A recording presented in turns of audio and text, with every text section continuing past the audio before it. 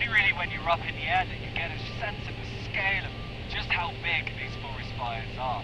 They almost look like mushroom clouds from a nuclear bomb. They carpet the state with this thick haze.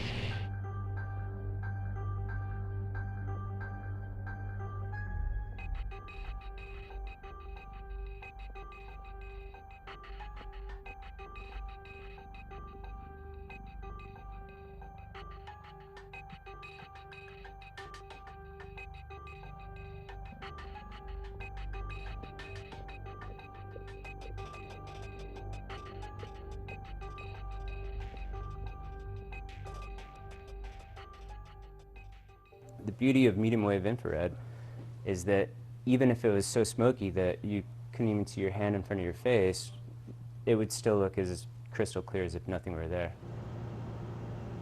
The sun's just setting now. We've been over 5 fires.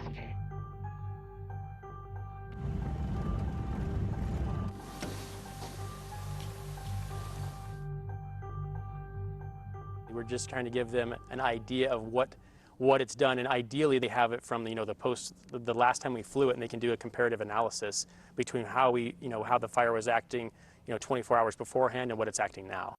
Our end product actually looks like this. So we take all of that and basically put a legend on it that says, this is an area of intense heat, this is an area of scattered heat, this is isolated heat sources.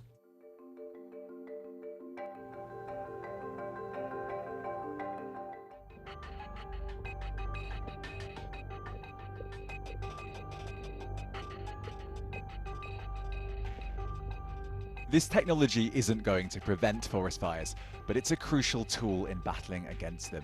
And with more scorching summer days ahead, firefighters need all the help they can get.